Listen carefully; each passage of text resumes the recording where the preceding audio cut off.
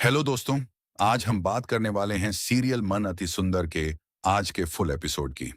आज के एपिसोड की शुरुआत होती है एक बेहद खतरनाक मोड़ से, जहां विषकन्या ने आराध्या के अंदर अपना डेरा जमा लिया है। विषकन्या चाहती है कि प्रथम सिर्फ उसका हो जाए और आराध्या से हमेशा के लिए दूर हो जाए। इसी वजह से वह आराध्या के अंदर छिपकर प्रथम के आने का इंतजार करने लगती है। कुछ देर बाद विषकन्या को लगता है कि शायद प्रथम आ गया है। आराध्या दरवाजे की तरफ जाती है, लेकिन जैसे ही दरवाजा खुलता है, सामने प्रथम नहीं बल्कि गुरु मां खड़ी होती हैं। गुरु मां भोलेनाथ का नाम लेकर घर के अंदर प्रवेश करती हैं। तभी दादी उन्हें बताती हैं कि आराध्या के अंदर विषकन्या मौजूद है। गुरु मां भी अपनी शक्तियों से तुरंत महसूस कर लेती हैं कि आराध्या के अंदर कोई बुरी शक्ति है। जैसे ही गुरु मां उस शक्ति को बाहर निकालने की कोशिश करती हैं, विषकन्या डर कर भागने लगती है। लेकिन गुरु मां अपनी शक्तियों से उसे रोक लेती हैं और उसके चारों ओर एक गहरा सुरक्षा घेरा बना देती हैं। यह देखकर घर के सभी लोग बाहर आ जाते हैं और हैरानी से पूछते हैं कि आखिर यहां क्या हो रहा है। तब गुरु मां सबको बताती हैं कि आराध्या के अंदर विषकन्या ने प्रवेश कर लिया था।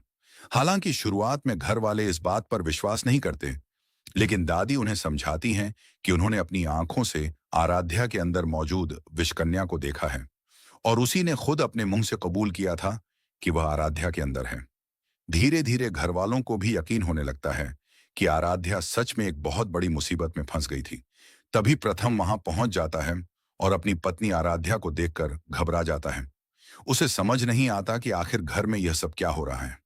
प्रथम बिना कुछ सोचे आराध्या के पास दौड़कर जाता है और उसे विषकन्या के प्रभाव से दूर कर देता है।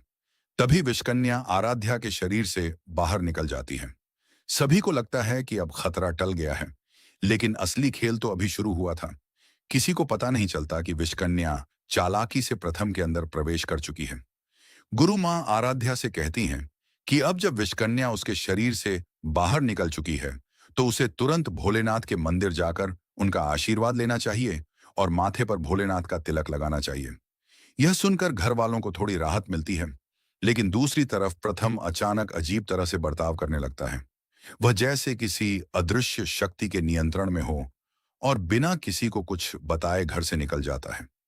प्रथम नंगे पैर चलता हुआ सीधे उसी गुफा की तरफ बढ़ने लगता है जहां विषकन्या का असली ठिकाना है।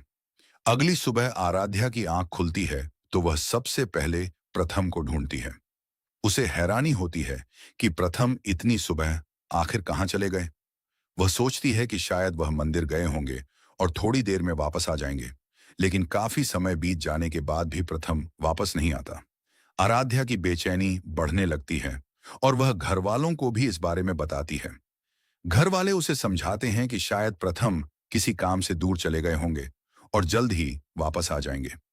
लेकिन दोस्तों, आराध्या को अंदर ही अंदर कुछ बहुत गलत होने का एहसास हो रहा था। उसे बिल्कुल भी अंदाजा नहीं था कि प्रथम अब विषकन्या के जाल में फंस चुका है और विषकन्या उसे अपने पास ले जा चुकी है।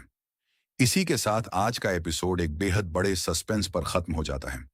अब आने वाले एपिसोड में देखने को मिलेगा कि आराध्या सीधे गुरु मां के पास जाएगी और उन्हें प्रथम के अचानक गायब होने की पूरी बात बताएगी। गुरु मां अपनी शक्तियों से पता लगाने की कोशिश करेंगी कि आखिर प्रथम इस वक्त कहां है। तभी उन्हें पता चलेगा कि प्रथम विषकन्या की गुफा में पहुंच चुका है और विषकन्या ने उसे अपने जाल में फंसा लिया है।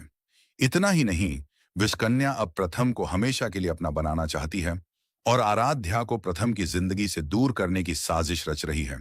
अब सवाल यह है कि क्या आराध्या समय रहते प्रथम को विषकन्या के चंगुल से बचा पाएगी, या फिर विषकन्या अपनी चाल में कामयाब होकर प्रथम को हमेशा के लिए अपना बना लेगी।